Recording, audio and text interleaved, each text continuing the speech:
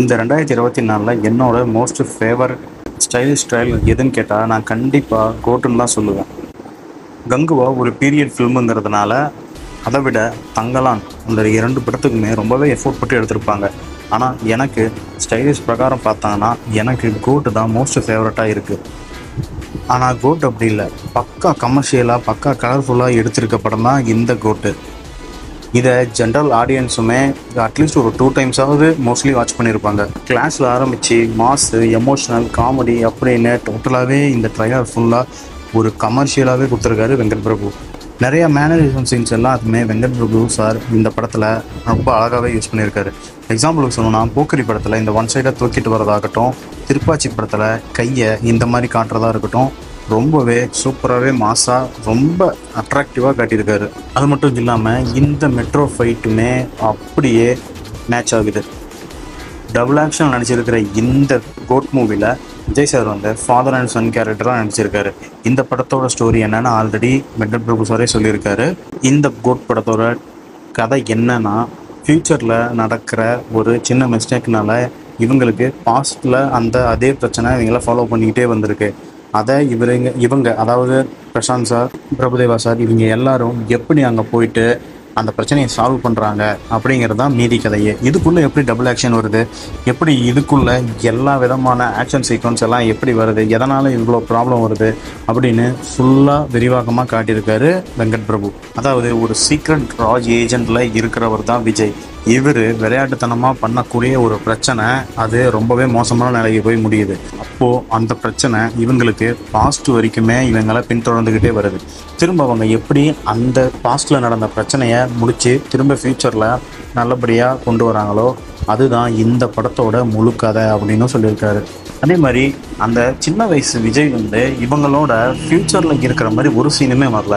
Full and full action சீனில் மட்டும்தான் வந்திருக்கு. அப்படி இருக்கும்போது பர்டிகுலராக இந்த ட்ரைலர் கட்டில் பார்த்தீங்கன்னா ஒரு சீனில் விஜய் டேப் யூஸ் பண்ணிகிட்டு இருக்க மாதிரியும், பின்னாடி அந்த சன்னோட விஜய் அவர் பின்னாடி சும்மா ஃபன் பண்ணிட்டு வர மாதிரியும் இருந்திருக்கு. அந்த சீனை வச்சு பார்க்கும்போது இது என்ன ஜேர்னல்னு முழுசாக கண்டுபிடிக்கவே முடியல.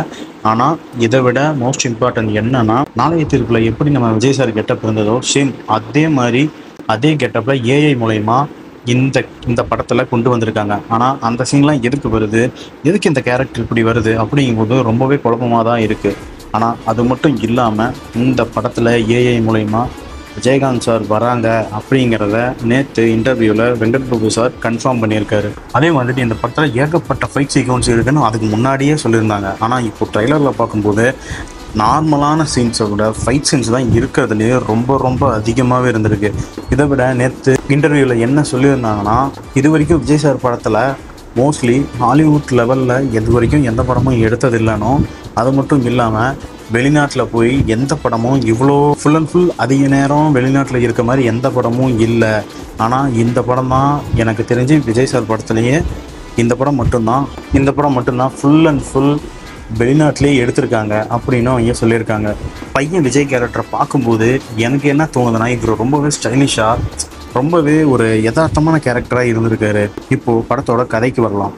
என்னோட ஒப்பீனியன் ஸ்டோரி என்னன்னா, இவங்க ஒரு ட்ரிப்புக்கு போகும்போது அங்கே பாம் பிளாஸ்ட் ஆகி அங்கே ஸ்னேகா அவங்களோட விஜய் சாரோட பையன் எல்லாருமே இறந்துடுறாங்க. அதனால் அவர் ரொம்ப தனிமையிலே இருக்கார். ஒரு நாள் வெளிநாட்டுக்கு எங்கேயோ போகும்போது எதர்ச்சியாக அவரோட பையனை பார்க்குறாரு. அது எப்படி பார்க்குறாரு, அது எப்படி அவங்க பையங்கிறத ஒரு வெங்கட் சார் ஏதாவது ஒன்று பண்ணியிருப்பார். அப்படி இருக்கும்போது ஒரு டெரரிஸ்ட் குரூப்போட தலைவர் தான் அந்த பையன் விஜய்ங்கிற மாதிரி ஒரு சீன்ஸ்லாம் வந்திருக்கு. ஆனால் இது எந்த அளவுக்கு உண்மைன்னு தெரியல. அதுக்கப்புறமேலே இவர் தான் என் அப்பா அப்படின்னு தெரிஞ்சுக்கிட்டதுக்கப்புறம் இவங்க 2 பேரும் சேர்ந்து ஒரு ரா ஏஜென்ட்டாக சில ப்ராப்ளம்ஸை சால்வ் பண்ணுவாங்க. இதுதான் இந்த படத்தோட கதை அப்படின்னு எனக்கு தோணுது. ஆனால் எது உண்மை கதை எது பொய் கதை அப்படின்னு படம் ரிலீஸுக்கு அப்புறம் தான் நமக்கே தெரியும். மொத்தமாக ஓவராலாக பார்த்தீங்கன்னா எனக்கு இந்த வருஷத்துலேயே மோஸ்ட் ஃபேவரட்னா அது கண்டிப்பாக கோட் ட்ரைலர் தான். ஃபஸ்ட்டு ஏஐ மூலயமா கொண்டு வந்த விஜய் சார் முகத்தை வச்சு ஸ்பாட் பாடலை விட்டதுனால ரொம்பவே நெகட்டிவான கமெண்ட்ஸை செஞ்சிட்ட படக்குழு இப்போது இந்த ட்ரைலரை பார்த்ததுக்கப்புறம் ஓரளவுக்கு அந்த ப்ராப்ளம்லாம் சால்வ் ஆயிடுச்சு அப்படின்னு தான் வெங்கட் பிரபு சொல்லியிருக்காரு.